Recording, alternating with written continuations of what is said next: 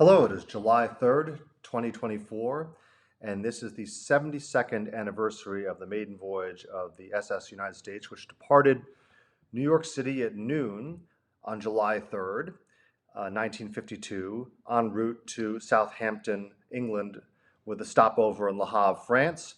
This was an historic maiden voyage, and I believe whether or not the SS United States survives following the court judgment, I think that it is very important that, for the sake of history, people remember the significance of the ship and of that amazing voyage at this very special moment in time in American history in the early 1950s, when America was at the forefront of technology and engineering.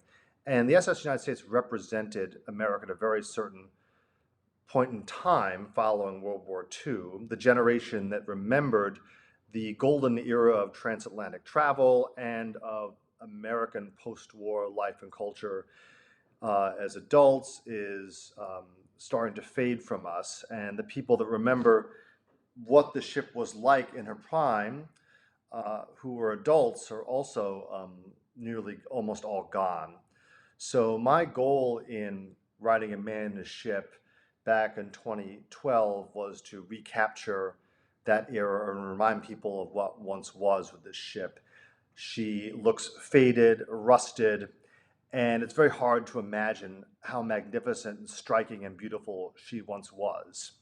And this chapter, chapter 24 from A Man in a Ship, entitled A Very Fast Lady, I hope will give people a reminder of how glamorous, how beautiful, how magnificent, how awe-inspiring the ship once was. Boarding began at 9 a.m. sharp on July 3rd. In front of Pier 86, there was a crush of honking taxis. Earlier, stevedores had secured 3 passenger gangways, first, cabin, and tourist, to the ship's side.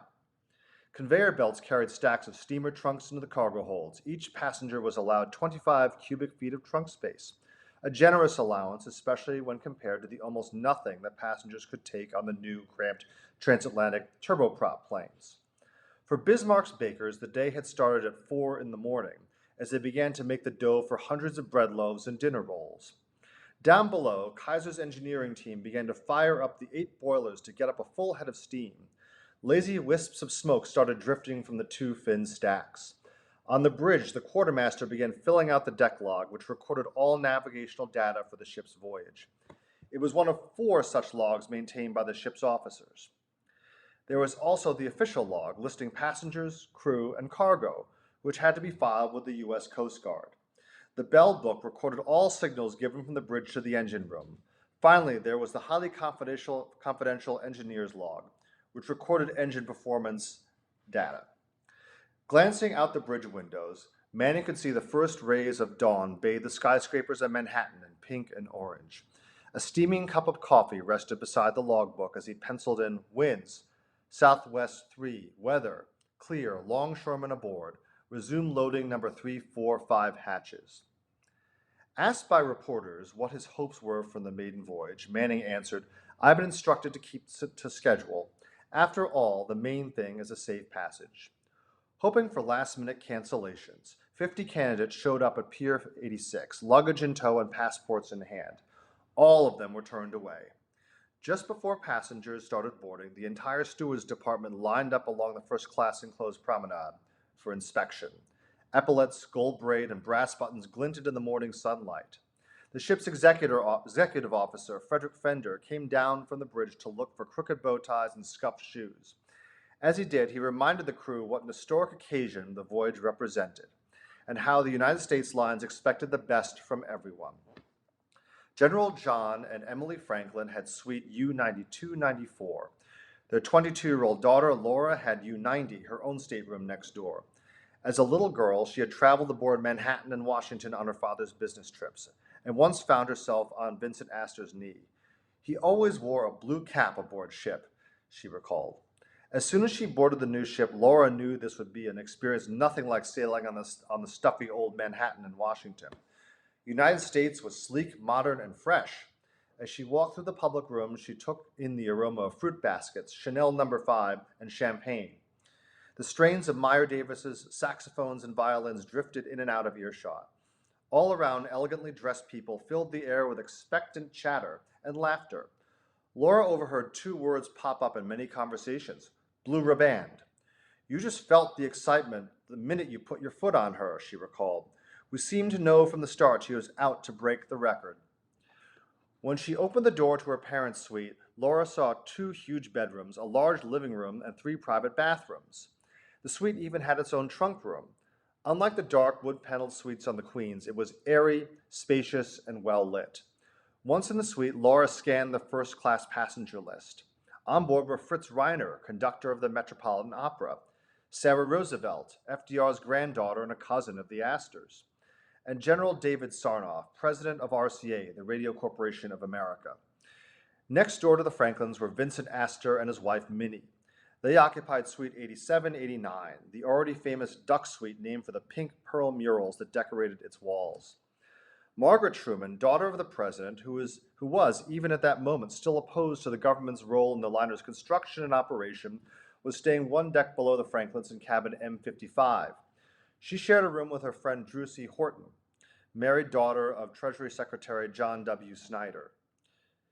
Margaret told the press that she was going on a 6-week vacation to Europe and was traveling on the United States not as the president's daughter, but just as a tourist. General Franklin, who was anxious about the comfort of his most important passenger, asked his daughter if she could go down the corridor to check on how Miss Truman was doing. I went over to the cabin, which was full of people, all very excited, Laura recalled of her visit to M55. She introduced herself to Margaret, who was very informal and lovely. Amid the chattering visitors was an unassuming middle-aged lady, clad in a raincoat. She was standing by herself, holding a drink. Laura walked over to her and said, "I'm Laura Franklin." "I'm Bess Truman," the woman replied. "You could have knocked me over with a feather," Laura recalled. "I was talking to the First Lady with no Secret Service around. She was very sweet and very modest, and I had a lovely talk with her." Laura asked if the First Lady needed anything. "No, I have my bourbon here, thank you very much," Bess Truman replied. Bess and Secretary Snyder both came aboard to see their daughters off. All four posed at the rail for the New York Herald Tribune photographer, big smiles on their faces. This time the Secret Service appeared in force. George Horne observed them brushing aside eager amateur photographers and women eager for a look at the president's wife and daughter. Margaret Truman also took the time to talk to a few of the musicians in the first-class orchestra. She had come out of her way to tell us how much she enjoyed the music, one of them recalled, and she was just a lovely person. Unlike the trials and delivery voyage, Gibbs invited many of the important women who helped decorate the liner on the Maiden Voyage. Dorothy Markwald and Anne Urquhart, along with sculptress Gwen Lux. Elaine Kaplan was not on board. Her husband had booked a trip to Canada, much to Elaine's chagrin. However, she complied and went on vacation with him instead of going on the Maiden Voyage. Admiral Edward Cochrane was not making the trip either. Down the hall from the Franklins, Don Iden, New York columnist for the London Daily Mail, was assigned a single first-class cabin on U-deck and given free passage. "A modest little nook," he lamented, "but it is big enough for a single traveler and is air-conditioned, as is all of the ship." Known as Britain's Walter Winchell, Iden entertained his British readers with a hodgepodge of gossip, press agentry, and political hip-shooting, all under the umbrella of Rule Britannia. Iden, who had described himself as a terrific egotist, became the main source of what was happening in America for a huge swath of the British public.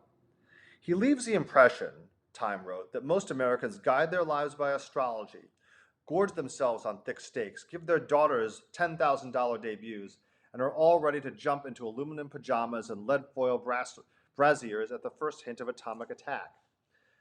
Iden did not like what he found on the first-class passenger list. He was disappointed by the lack of what he called big names. "There are lots of wealthy and successful businessmen," he said, "as well as politicians and Navy brass.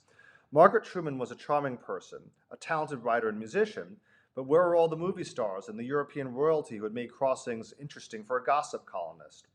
He then wandered the public rooms. "It is ultra-modern," he said of the big American liner, "a big chromium air-conditioned streamlined Park Avenue apartment house afloat." He added, "The Queens are more opulent, richer, more spacious and gracious, more dignified, and possibly a little bit old-fashioned."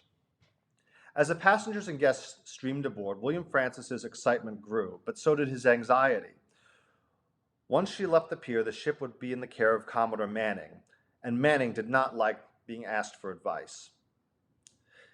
At 10:45 a.m., all loading of the freight and baggage was complete, and the harbor pilot arrived on the bridge. He would steer the ship as far as Ambrose Lightship, and then disembark and return to shore by tender.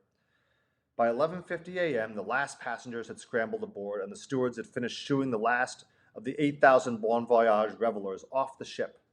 Gibbs and Cox engineer Sidney Malmquist checked on the engine room as the United States prepared to back away from her pier. The engineers, dressed in their white overalls, stood at attention, looking at the gauges and making last-minute adjustments as the machinery around them whirred. Nearby, the firemen started lighting additional burners in the boilers to provide an extra head of steam upon clearing New York Harbor. When the bridge rang the standby signal, Malmquist watched as the crew scrambled to their stations. Just after noon, Commodore Manning sounded 3 husky bellows from the whistles, followed by a long blast, and ordered slow astern. Down in the engine room, Malmquist observed that the whispering of steam flowing to the propulsion units can now be heard. An air of alertness still prevails in the machinery spaces, although an interested observer can detect a partial smile, a sense of relaxed tension on the part of the operating personnel. The tugs Barbara Moran and Nancy Moran began pushing United States back into the Hudson River. The liner's 4 propellers slowly churned up the water around the stern, sending up billows of river mud. 20 minutes later, the bow of the United States was pointed downstream, and the tugs slipped their lines and let her free. The big ship's 1,660 passengers leaned over the railings, wildly cheering to their friends and relatives on the pierhead, which was draped in red, white, and blue bunting. Confetti and streamers continued to rain down from her upper decks. Shouts of Bon Voyage and happy landings rang from pier to ship. Meyer Davis's men lined up on deck and played anchors away, but had a hard time being heard over the din of whistle salutes as the ship pulled back from the pier and out into the Hudson. By 12:45 p.m., still dripping streamers from her promenade deck and railings, the United States glided past the gleaming skyscrapers of lower Manhattan, then the Statue of Liberty. Those standing on the deck as the ship passed 21 West Street noticed that Gibbs employees had hung 3 giant banners from the windows. Good luck, United States, Gibbs and Cox. Once past Ambrose Lightship at 2:20 p.m., the harbor pilot got off the ship. Manning ordered the telegraphs rung to full ahead. Down below, Kaiser opened up the steam valves and the turbines spun faster. Malmquist watched as Chief Engineer Kaiser, cigar in his mouth, barked out instructions to his subordinates. Above the muffled voices, he observed, the quiet rhythm of the machinery plant can be heard. Deck steward Jim Green, who had been on his feet since daybreak, felt the decks rumble beneath him as she picked up speed. It was like a greyhound, he said. Although there was excitement among the crew about breaking the speed record, there was also the fear of what might happen if the brand new ship was pushed too hard as she picked up speed and raced towards Europe.